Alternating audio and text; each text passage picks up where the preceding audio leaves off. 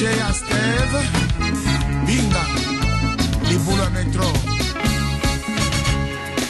Michoi, na che réunion?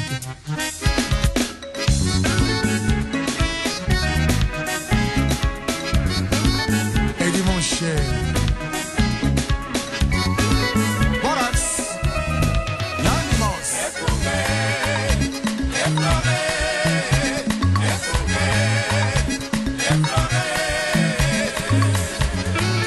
Cercle musique, l'ombier.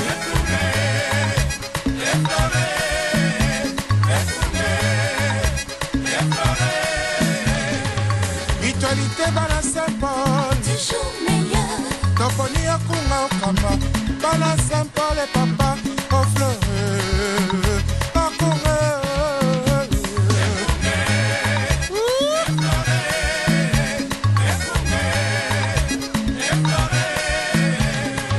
Biso Bala Saint-Paul, Toponi o papa, Tolingi Boboto, Tolingi Boneko, Tolingi Esengo.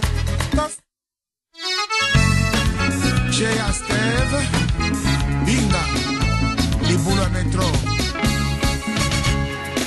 Michoi, na che réunion?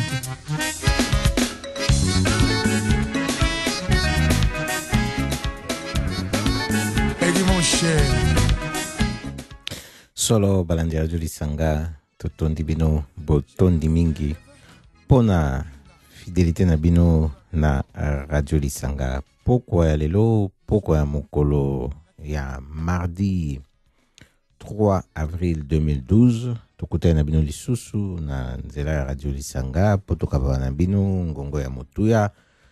Solo oyo bokoyoka ezali wa bino Yesu Kitenge. Nde tozana pourquoi lelo na Radio Lisanga, oyo esalemi na Fondation Lisanga, point de soutien congolais, toko emettre à partir ngomba Amsterdam. Pona baibanso bakolanda biso na ba poste na bango ya radio. To tondi bino botondi mingi po zana kati ngomba Amsterdam, to na ndinga pe baibanso ba zali kolanda biso na ba na internet na nzela ya we isika nyonso bozwami botondi mingi penza pona Lisanga nde esalaka ete tokabola ngongo ya motuya.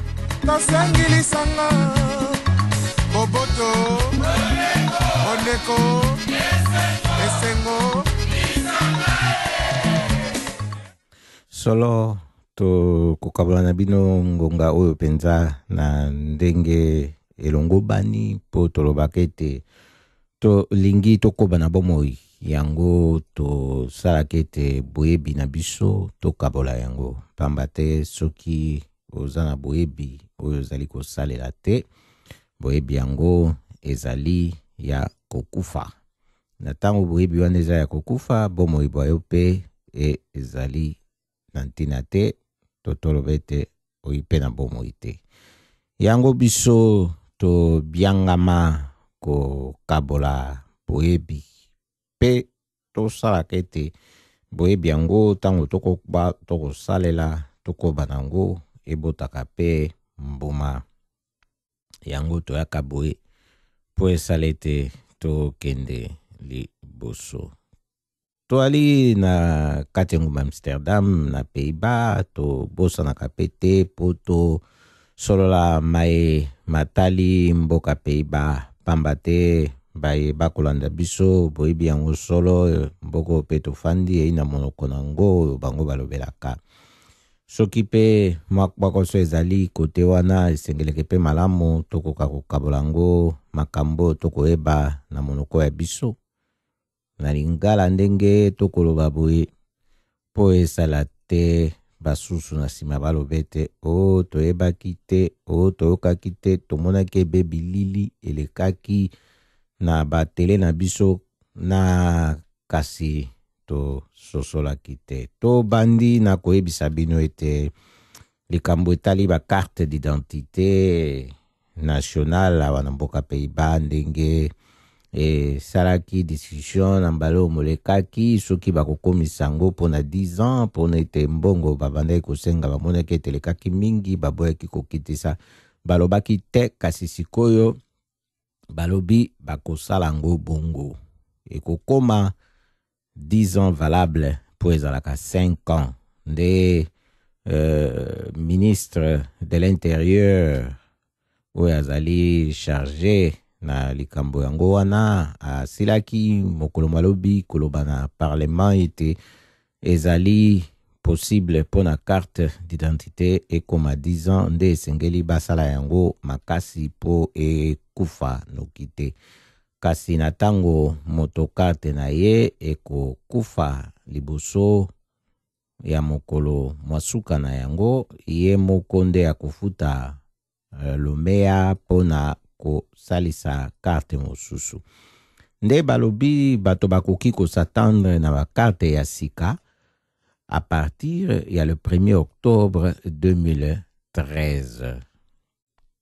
wana ezali po toyeba po na kositukaka na bozoba te na tango tokoyebaka makambo ndenge makolekaka te pe tokoyebisa bino lisusu na likambo oyo etali likambo na makambo ya expulsion awa na mboka Pays-Bas pamba te basusu peta mosusu bolandi ezali na famille oyo bakimaki na ebale kokpaka bango bwato kokatisa kokima ntango mobulu mozalaka na Libi bango bakotaki na Itali kuna oyo boyebi ete masuwa oyo ekufisaki na bato ebele bango ekomaki bango na Pays-Bas kasi basilaki kokatela bango ete esengeli bazonga nde yango ezalaki likambo etalemi makasi pamba te avoka na bango ya famille wana ke na likambo te na conseil d'etat mpona kotalisa ete bato mingi oyo bazalaki na masuwa wana basilaki kokufa pamba te bato na sécurité na communauté européenne basalaki intervention pe noki te nde conseil d'etat akati ete famille wana bakoexpulse bango lisusu te mokolo bango moko conseil d'etat bakozwa mokano na appel oyo avocat akotisi solo balandi radio lisanga wana nde ezali mai tolingaki kokabola yango na bino mpona mai matali mboka Pays-Bas nde tokosukisa kaka na makambo ya mboka Pays-Bas na maloba boye bomoni crise économique ndenge ye kobeta makasi na bamboka oyo bakolukaka kopaka mitano mpona konyonga bato na makambo matali mbongo pe yango esali boye lokola pe bakomatisaka lomea na bato te eye pe kobete na biloko bakotekaka na bamagazin nde weekend oyo moleki matungulu makabwamaki ofele na mboka Amsterdam matungulu mpenza ebwakamaki boye na Amsterdam kobanda le 30 mars ti le 1er avril bato bakendeki bamolokotaki bamokpaki na ndenge oyo balingelaki pamba te matungulu wana ekomaki na suka na mikolo miyango oyo bakokaki koteke nde yango bamonaki ete kobwaka na ndenge ya bomesano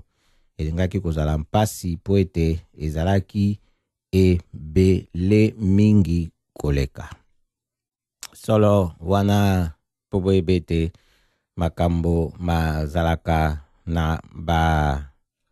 na lolenge ebele lolenge mosusu ekosalaka malheur lolenge mosusu ekosalaka bonheur to lolenge mosusu esali bonheur pe epesi malheur na lolenge nango mpe mosusu tokokoba na radio lisanga na ndenge to mesana kokabola na bino ngonga na biso ya motuya de 19h à 20h chaque mardi pe jeudi na Radio Lisanga et Salamina Fondation Lisanga, point de soutien congolais à partir de Ngomba, Amsterdam.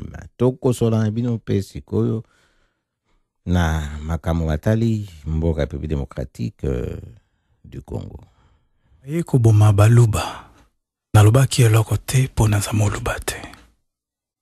Bayeko boma ba Congo nalobaki eloko te po naza mokongo te.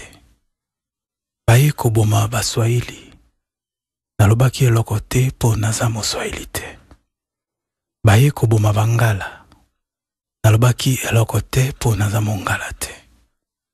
Lelo bayeko boma ngai moto ya kolobela ngai azali te.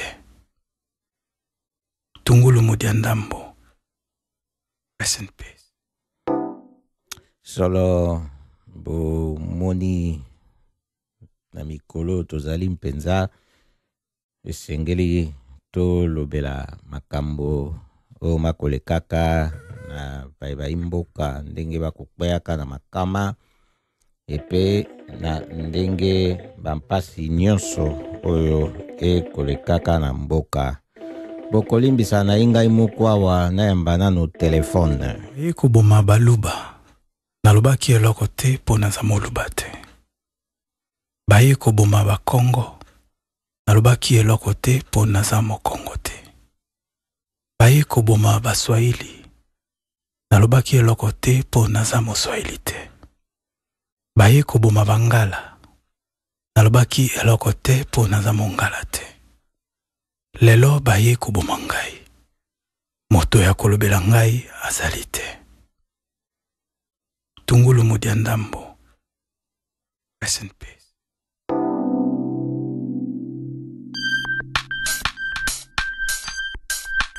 Nengo yo topopola Kambola mboka nyoso Telema peotuna Bakoloba Denge ya kombato Nengo yo topopola Kambola mboka nyoso Telema peotuna Bakoloba Denge ya kombato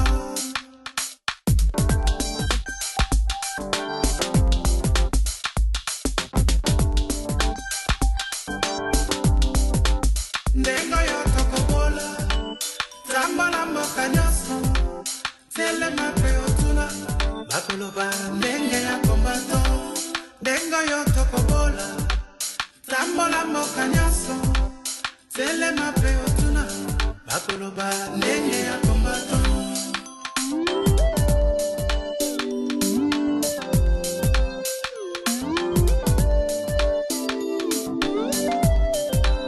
Banda sena jantotila Naboma pena matadi Nakoti na kisangani Akasai pena katanga Lekanga mboya pasa Gati Angola Kota na Gabon Bandi mi pa kombato Ndengo yo tokobola Lamba lambo kanyoso Telema pe otuna Bakoloba ndenge ya kombato Ndengo yo tokobola Lamba lambo kanyoso Telema pe otuna Bakoloba ndenge ya kombato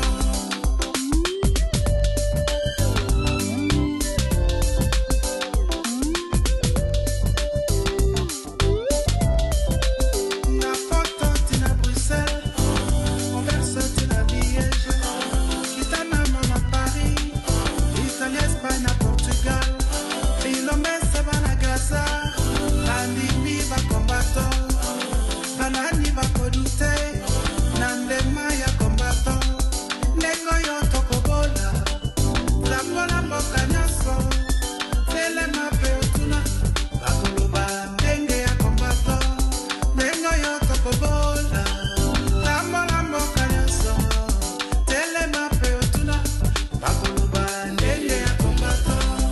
Nous saluons notre héros national, Armand Tungulu. Depuis le village Bombili, El Commandante, le maréchal Neng Congo. Germany tina Angleterre, Canada tina USA, Kitangambo ya Brazil, Bandimi ba kombato, Bilombese ba Kubana, Bandimi ba kombato, Banani ba kodute, Nandema ya kombato.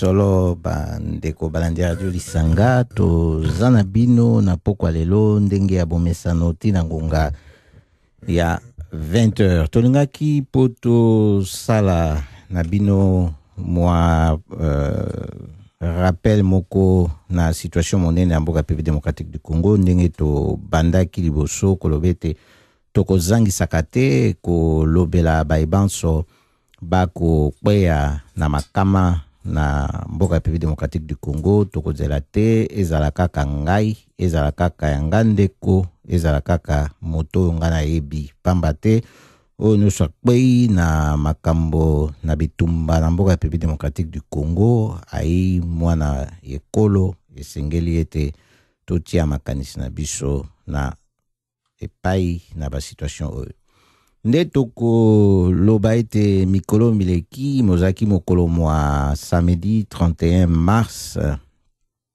tosilaki koyoka ete kuna na mboka Belgique ezalaki na masolo masalemaki toyoki ete moto oyo azalaki chef ya cabinet ya Paul Kagame kala ye alobaki na mitingi kuna ya ba parti ya FDUPRNC na Bruxelles ete moto oyo apesaki ndingisa pona baboma Laurent Désiré Kabila oyo azalaki président ya République démocratique du Congo ezali Paul Kagame solo boyebi ete likambo oyo elobama ete lisasi oyo eutaki wana direction nango eutaki na Rwanda pe monduki eutaki pe na basusu oyo bazalaki na kati na lisanga wana kasi koyoka yango sikoyo pe na polele na moto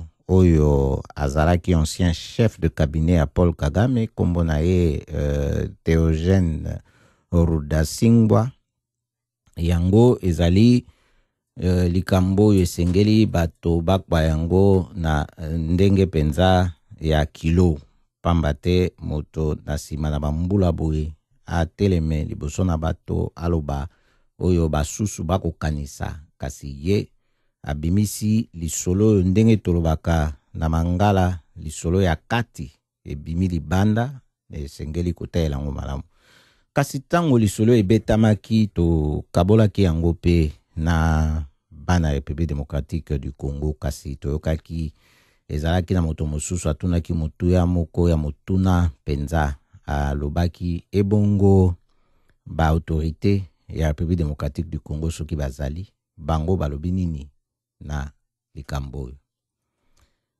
toyoki nano eloko te kasi likambo oyo eza likambo monene na tango balobi eloko te eza likambo na mpasi pamba te sanza oyo tozali ezali sanza monene oyo soki totali likambo ekolika makambo ya mboka République démocratique du Congo oyo ya génocide esalemi oyo mokili bakobanga mpo bandima yango lokola wana pamba te mingi baza impliqué na likambo ya ba crime de guerre kuna ya mboka République démocratique du Congo pona pillage ya ba matière première makambo oyo ebandi na sanza oyo tozali avril ezalaki na 1994 kuna avion ya président ya kala ya Rwanda Habyarimana babetaki yango kokweisa yango na se koboma ye na président ya kala ya Burundi kuna na Rwanda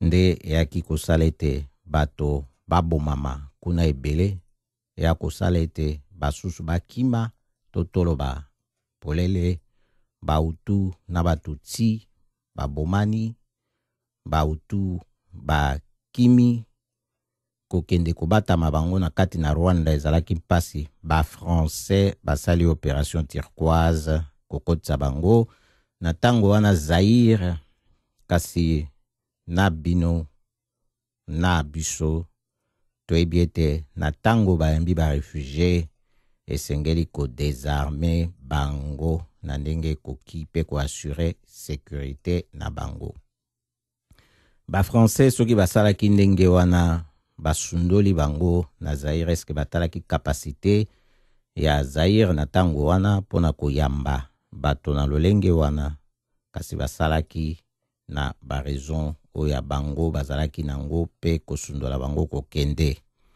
Eye kobota likambo na Kagame koluka kolobete akolandebe bautu ango na Zaire kuna bakoya lisusu ko destabiliser pouvoir na ye. Kasi telelo ye afandi kuna tokomona isika utu ako destabiliser pouvoir na ete kasi ako soutenir ba rébellion na mboka République démocratique du Congo. Pe assassiné à Laurent Désiré Kabila bango mo basimbaki po akoma président basalaki yango lisusu kaka na ba prétexte moko wana tolobaka biso banso te.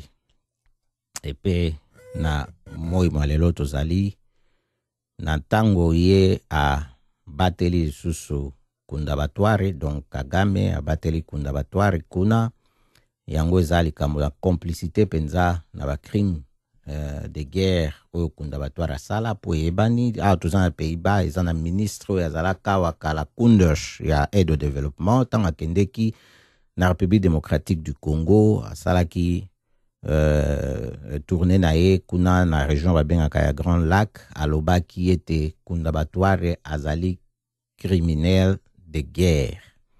Boyebi criminel de guerre sikoyo na ndenge toyebi place na ye ezali na CPI. Congo asala mandat d'arrêt international contre ye kasi bazali kolandela yango te pona complicité ya Kinshasa oyo ya Kanambe alias Joseph Kabila na ba crime de guerre na Est. Bosco Tangada akitani wana pe toyoki lisusu ete atako ye azana sous mandat d'arrêt international ya CPI na denar bako livre ete na Kabila po ako loba ete ye aza pona stabilité pona pe stabilité ezate na région pe o ezalite pe toyoki lisusu ete bato na ye oyo ya Bosco Tangada oyo ya groupe yango ya Kundabatware basili lisusu ko bendana ba bimi ezali na eteni na bango mosusu ebimi na FRDC po ba zonga lisusu na nyamu. Boko mituna lokola biso pe to mituna ka na Kisangani eloko nini salaki armée rwandaise na armée ougandaise ba beta na masasi kuna babunda eyebani sur le plan international pe kasi telelo ezali na motomoko te atelemaka pona ko soulever likambo oyo po sambisama pe katama.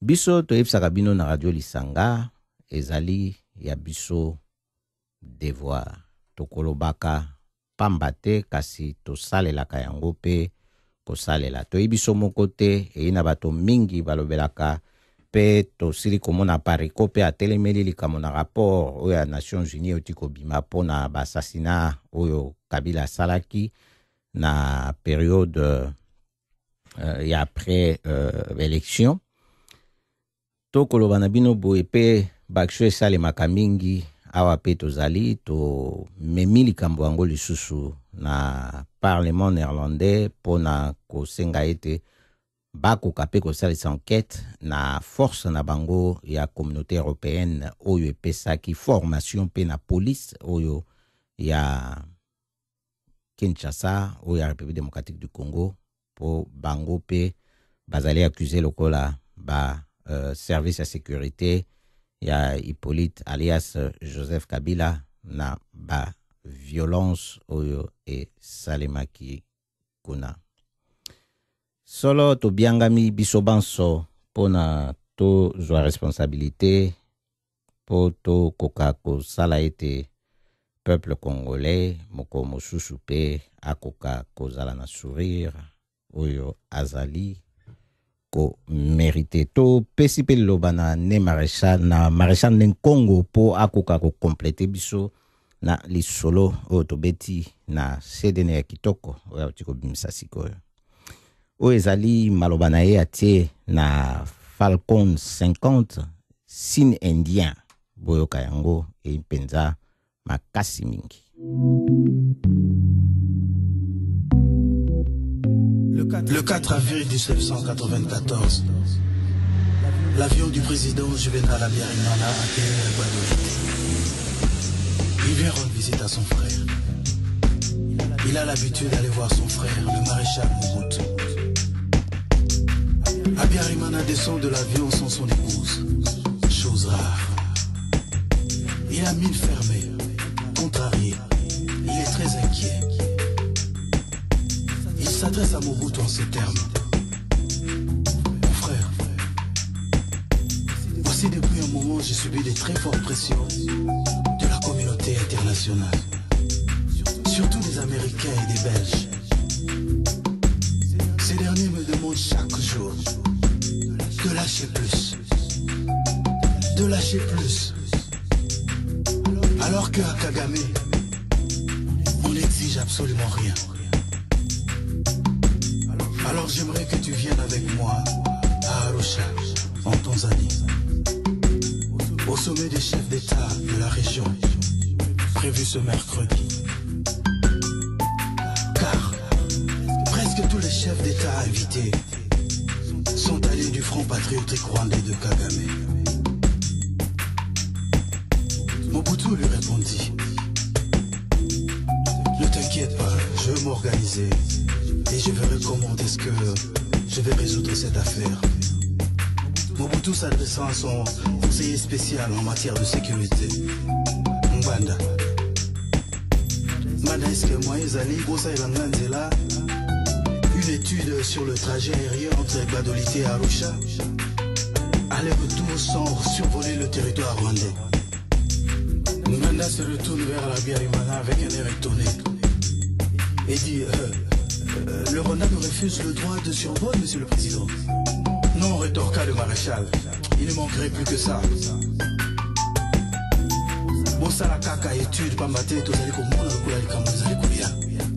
Il s'agit de la présence des troupes belges qui ont investi Kigali avec des avions et des missiles sophistiqués. Sol-air dont on ne voit même pas quel rapport avec leur soi-disant mission de paix au Rwanda. Ils sont capables de tous ces salauds, surtout quand il s'agit de ma tête. Puis Abiyarimana a pris congé de son frère, sous un soleil brûlant, dans l'après-midi, le 4 avril 1994. Deux grands amis s'embrassent par des longues accolades sur le tapis rouge qui orne la passerelle de l'avion présidentiel. A très bientôt, lance Juvenal Abiyarimana à Mobutu, avant de s'engouffrer dans son avion. Merci et bon voyage, lui répondit le maréchal, qui reste sur le tarmac comme il avait l'habitude de le faire, jusqu'à ce que l'avion de son meilleur ami décolle. Il lui adressa des derniers signes d'amitié par des grands gestes, les bras levés avec son inséparable canne à la main droite. Au moment où le Falcon 5 ans du président rwandais s'est détaché du sol zaïrois. Mobutu était loin, alors très loin de se douter qu'il venait là de dire adieu à son meilleur ami. Le 6 avril 1994, on est à Arusha. Tous les présidents de la région sont présents sauf Moi et le maréchal Mobutu. On passe à la signature des accords d'Arusha pour un cessez-le-feu pour marquer la fin d'une guerre de 4 ans et la formation d'un gouvernement de transition. Museveni invita le président rwandais et le président burundais à Kampala le lendemain. C'est pour cette raison que le président burundais décida de renvoyer son avion dans son pays afin de faire route ensemble avec Abiyarimana à Kigali et ensuite vers Kampala. Le soir venu, le Falcon 5 ans du président Abiyarimana quitte le sol tanzanien à destination de Kigali. Presque au même moment, à Kigali, une camionnette Toyota avec 5 passagers, un chauffeur, 2 tireurs, Frank Ziza, Eric Akizimana, un garde et le lieutenant Abdul Rosibiza, se dirigeant vers la colline de Masaka à Kigali, non loin de l'aéroport de Kigali. Elle a été choisie comme offrant le meilleur emplacement pour le tir. Sous l'ordre du général Paul Kagame, Le Falcon 50 du président Abiyarimana devint une cible. Le compte à rebours a commencé. À l'époque, l'aéroport de Kigali était contrôlé par les Nations Unies, précisément par le général Dallaire. Et basali piste d'atterrissage moko spécial pour nakaka ba avion nyonso oyo ezali koya à partir ya 20h ezongela na partie ouest et non na partie est ya aéroport. Et tout comme vers 20h30, l'avion du président Abiyarimana s'apprête à atterrir. Et on écoute une voix en train de demander à ceux qui étaient autour de contrôle: mais qui est dans l'avion? Dites-nous qui est dans l'avion. Est-ce que le vent est dans l'avion? Négatif. Mais le pilote répond: nous ne donnons pas de telles informations. Moi, ils allaient dire toutes ces informations, mon délai ouille. 21h. On entend un grand.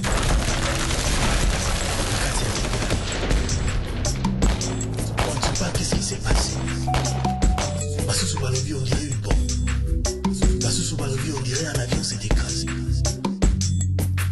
Il y a des boucles partout. Les Interamois se préparent avec les machettes. Parce qu'eux ne voulaient pas qu'Abiyarimana aille négocier avec Kagame.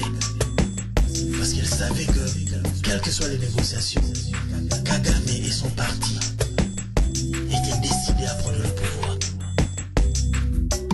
21h30. On annonce à la radio de Kigali que l'avion du président Abiyarimana vient de s'abattre. Tout le monde est mort. Pour la toute première fois dans l'histoire de l'Afrique, dans l'histoire du monde entier, deux présidents de deux pays différents trouvent la mort dans un même avion. 22h. On est à Bouzi, Au Zaïre. Le maréchal Mobutu sort de la maison en criant. Babomie, babomie, babomie, babomie, ah babomie, babomie. Le spécial Rwanda qui regarde le maréchal et dit: mon président, qu'est-ce qui s'est passé? Il dit: babomie, babomie, Abiyarimana, babomie, babomie, babomie. Ok. Et le maréchal regarde Rwanda dans les yeux et lui dit: C'est le début du signe indien. c'est le début. Il y aura un grand rassage ici en Afrique centrale. C'est le début du génocide. Plus de 800 000 morts au Rwanda. Des enfants, des femmes, des hommes ont trouvé la mort. Et au Zaïre, plus de 7 millions de morts. Le fantôme du roi Léopold II vient une fois de plus de frapper cette nation.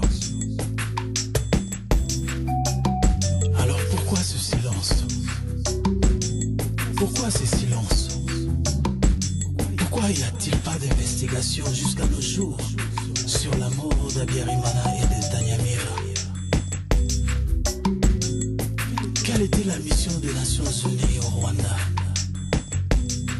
Pourquoi le général Roméo Dallaire n'a-t-il pas informé son soi-disant patron, Jacques Roger Boubou, à temps sur l'événement qui s'est déroulé au Rwanda? Pourquoi ces silences?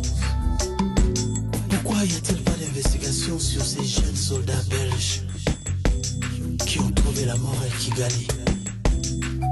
Pourquoi y a-t-il pas d'investigation sur cet équipage français?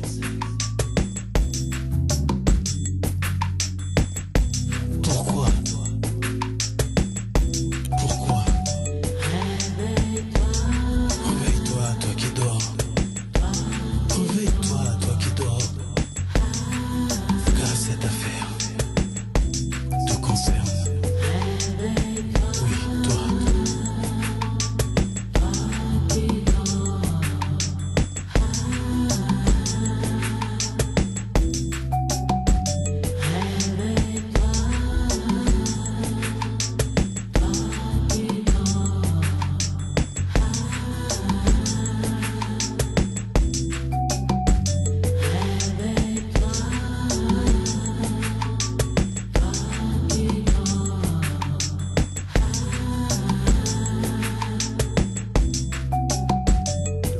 depuis le village Bombele, El Comandante, le maréchal Nkongo.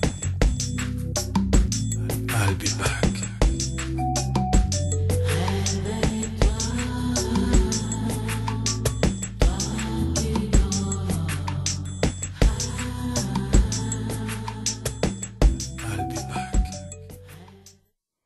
Solo ba ndeko balandi radio lisanga to kosala ete to koba na bomoi yango wana tobundisaka bozangi boyebi tokoba bino kuna na mboka République démocratique du Congo eza na mboka Kinshasa kuna grève e bandi na ba hôpitaux publics mokolo banda mokolo mwalendi lobi 2 avril ezali na ba médecin oyo ba lobby ba kosalebe service minimum nkanda na bango komona ete bako kene ya makambo na bango malonga te na ba autorité ya Congo soki pe bazali nde ba lobby ete ba kena grève boyebi oyo ezamba ya liboso te na bambulo nyonso oyo ya Simo Moleki te na ndenge tozali sesali bambula ebele bato mingi kuna ezala ba leta to basusu basaka misala baza ko respecter ba droit na bango te ba condition ya musala te to ba kutu salaire oyo ezali droit na bango po bafuta bango bakofuta bango te to bakofuta bango mabe kasi epai ekokamwisa komona ete baibanso bako jwa bokonzi na ndenge ya ba fonction politique ba salaire na bango eza kaka malamu kokende kaka malamu pe bakomatisaka yango kaka wana nde eza likambo oyo esengeli na peuple ye moko aluka kokata yango pamba te soki totiki yango na maboko ya bato mosusu bakokata yango ndenge nini na ntango boyebi ete baelektio esalemaki peuple oponaki Etienne Tshisekedi président de la République président élu ba botoli volonté na ona ba fraude oyo bakokaki ata kobomba te bimi na miso ya bato coup d'état batikali na pouvoir nde to koloba mingi te toloba tokokoba be koloba ete peuple yeba ete yonde moto za makambo na maboko soki obimi olobi oya yo eko tosama kobanga tobanga kabiso banso liwa ekbaka moto esika nyonso ya zali tokimaka yango soki mokete kasi liwa ya peuple ebomaka peuple nyonso te po peuple akose succéder na ye moko likambo ya revendication oyo pacifique nde biso tosengaka po esala ete makambo maleka na ndenge longo bani bomoni toyoki ete Cardinal Mosengo alingaki asalisa ye misa mokolo mwa dimanche moleki yango linga kozala mingi pona kosala masolo na bilenge na stade Papa Raphaël kuna bapimie yango na Hippolyte alias Joseph Kabila nyonso wana ezali kobanga komona ete soki bilenge bakei kosangana esika moko koki kosala ete baboya na bango mpe kozonga na ndako liboso komona ye abima na ndako na bokonzi oyo afandi illégalement esengeli toloba verité na makambo ndenge ezali po bokoko mituna mpona nini apekisa Cardinal Mosengo asalisa misa raison yango wana nde peuple soko oyebi valeur na yo influence oyo oza nango na ndenge mboke kokampamba na banza okoloba isusu te ngana liaka mokolo na mokolo yango soki na kei kosala te na sali ka mosusu na kolala nzala nzala oyo lalaka biso toyebi yango kasi tomitunaka biloko oyo liaka soki ezalaka ya kotondisa yo solo balandi radio lisanga tokoyebisa bino ete mokano mokpeyaki oyo toyoki ete premier ministre autaki kolongwa ya Kabila ye moto asinyaki yango ya kobotisa ba ville ebele na kati ya ba province ndenge ezali nde tokoyebisa bino boye ba ville na ba commune ebele ezali créé sikoyo na mboka République démocratique du Congo oyo ezali esalemi nango nde na décret oyo créé ba entité administrative ya sika toyoki eza Adolphe Muzito nde moto asiniaki yango kasi boyebi moto oyo azali na sima na makambo wana to liboso ya makambo wana yebe président na bango ya tia bango tokoloba na bino na lombango oyo balingi koyeba na bozindo boki okota na wewewe bokokuta makambo oyo pe totia yango na mur na biso ya Facebook ya Stichting Lisanga ya Fondation Lisanga eza ebe Lisanga Congolais Standpunt boki pe kotala na ba nini msu ya ba presse na wewewe lokola radio Kapi bokokuta tokoloba na bino na province orientale eza na 18 villes où eza créé na 44 communes na Bandundu 12 villes pe 41 communes na Kasai oriental 10 villes eza créé na 30 communes na Katanga 6 villes eza créé na 24 communes na Équateur 5 villes eza créé na 22 communes na Maniema 5 villes eza créé na 19 communes na Bas-Congo eza na 5 villes eza créé na 12 communes na Kasai occidental 3 villes eza créé na 37 communes Nord Kivu eza na 3 villes créé na 32 communes, na Sud Kivu, ils ont 3 villes où ils ont créé na 24 communes. Et bien, Kinshasa, des épargnés na ba décret oyo. Toyokaki ba susu ba lobaki na ko salaka boye ezali likambo koluka ko kende ko sukisa oyo mission babandaki ya ko balkaniser mboka République démocratique du Congo ko créer ba mboka msu ya sika ba ko vider na est kuna ba habitants congolais et pe ba susu ba ko uta lokola na mboka Rwanda ba ko ya lokola ba réfugiés bazongi kasi bato ba ikuna ba ko lobete lolenge na bango eyi ya bana Congo te solo balandi radio Lisanga to zana bino awa makamba ko lobezali tellement ebele ndenge to lobaka na bino to sala kebe sélection ya otomoni poto kabola na bino wana ezaki wa bino yesuki tenge nde tozana bino tina 20h ndenge tolobaka na bino isenge tofungola miso toali pe na KN awa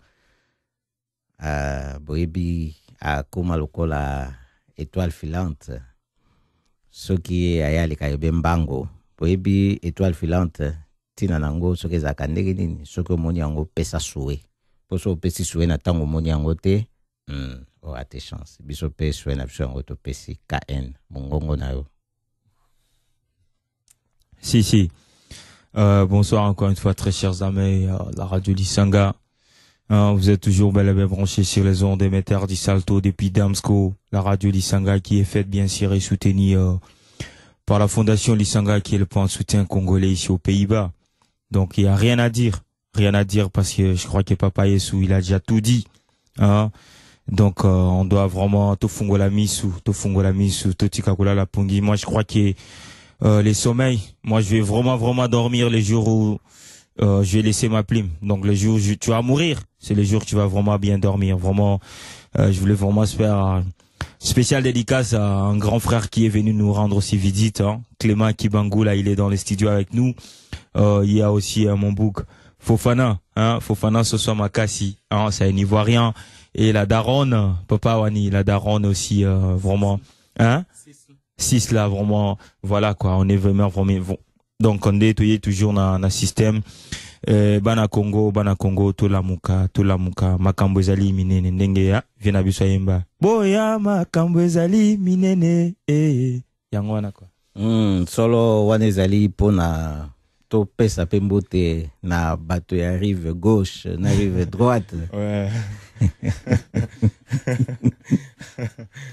Yango wana quoi. Ay solo longonia toko kanisa pe na bokanisi boye na rive gauche rive droite ya biso firme ya ngambi oyo tobundelaka ntango nyonso pona liberté na ye pamba te azali prisonnier politique ndenge tosila koloba na bino ntango nyonso na radio Lisanga oyo lokuta bakosela ye na manduki na koluka kosala coup d'état na Hippolyte Kanambe alias Joseph Kabila pouvoir ya Kinshasa ekomona na te bato baza koboma na este tolobaki yanga na libandeli soki autorité bazalaki bakosa ba coup d'état nde basi bamonana mais bazomonana te bazokanga kaka batu bako sala kaka ba crime d'état epai ya batu solo to penser na biso pe eke epai na ye na libota na ye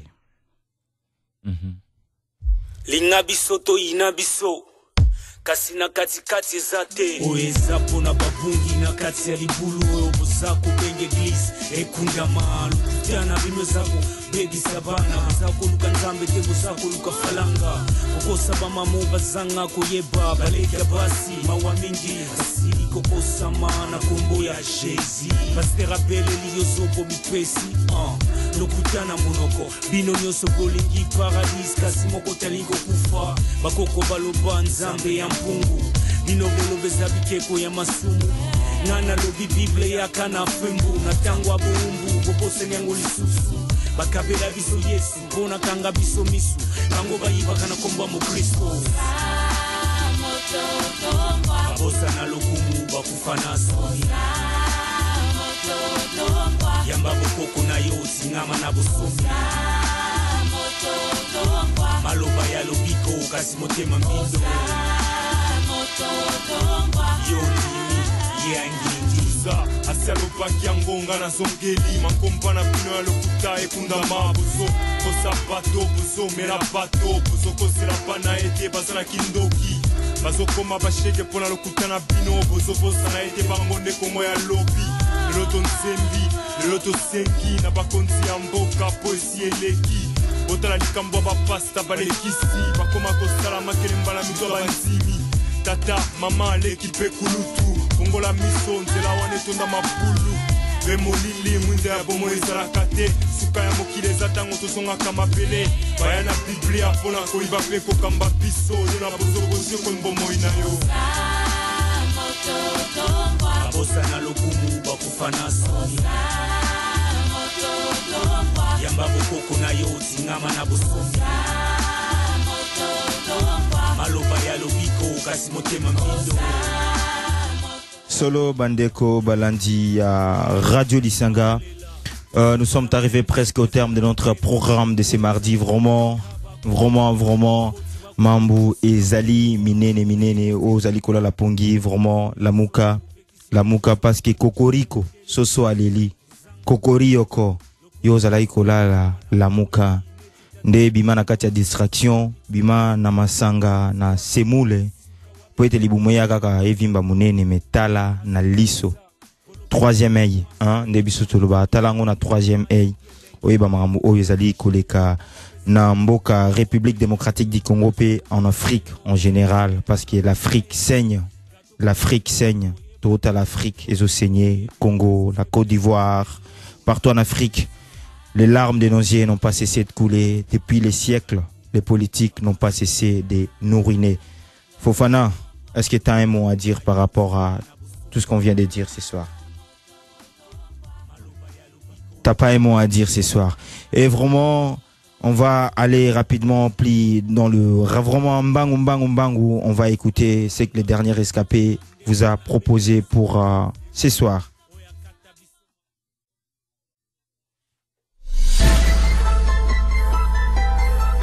Yeah.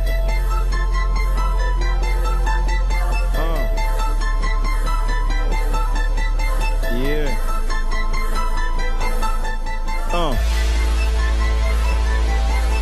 Yeah.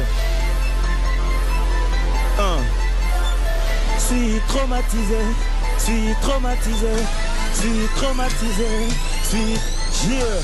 Aujourd'hui, un coup d'exil à faire passer au sujet du délabrement des hommes et des infrastructures dans la province orientale et particulièrement la ville de Kislabel, Kisangani et ses environs.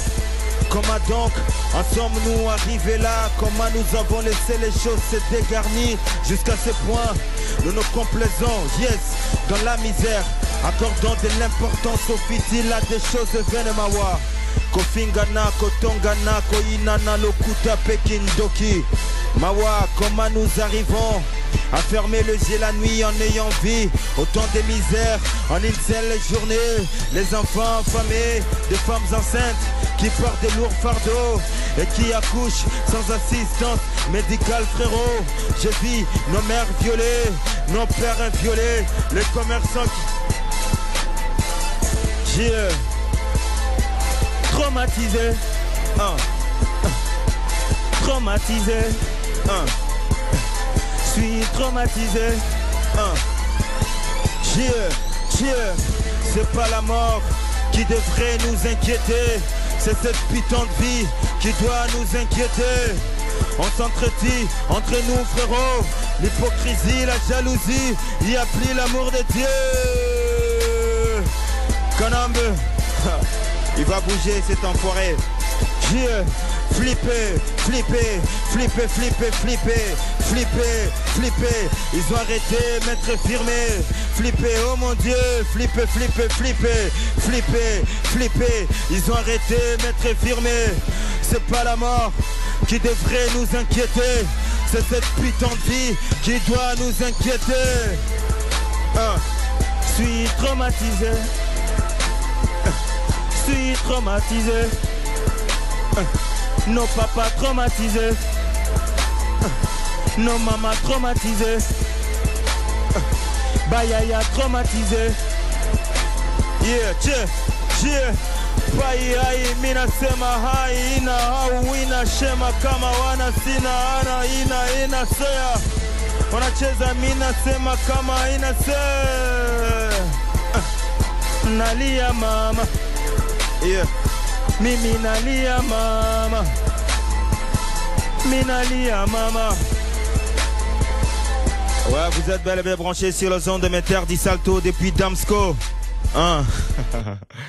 Ouais, vraiment, c'était chaud, on va continuer. Yeah.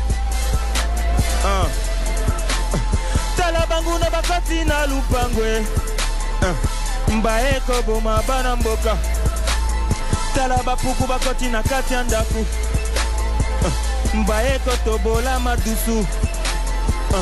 Mbako bola lonso na nguba.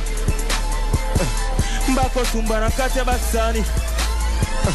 Mbako suba na kati ya banzungu.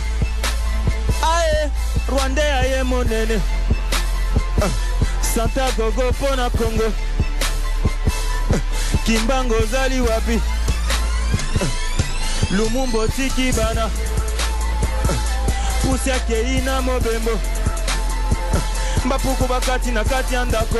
Bako bola, bako boma, bako lia, bako sumba, bako mema.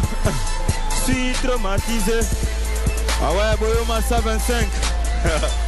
Flipper, flipper. Ah ouais, ça va ou quoi? Ouais, très chers amis de la radio Lisanga, vraiment, Papa Wani. Nalinga ki yo le kabo ete ope satama mbote. Oloba moi et loko moko pona mboka o yo utina Kisangani. En tout cas, merci beaucoup na Radio Lisanga pour nous avoir accueillis. Bisoto utina Danemark, au mona makambo fandi awa donc sengo ya trop quoi. Donc comme vous l'aviez souligné tout à l'heure, tola late tola muka bitumba Congo eza bitumba ya mutu moko te eza bitumba ya biso banso. Batu oyo bafandi na mboka lelo batu oyo bazotambusa makambu eza bapaya o biso nyonso toyebi. Mais ce que je déplore de plus, c'est que eza égoïsme ya biso ba Congolais parce que batu oyo baza aux alentours ya Hippolyte Kanambe alias Joseph Kabila, ce sont des Congolais. Alors, et ils ne veulent pas le bien de ces pays, ils ne voient que leurs propres intérêts. Ils savent toute la vérité sur l'histoire de Hippolyte Kanambe, mais ils continuent à les recouvrir parce qu'ils ne pensent qu'à leur poche.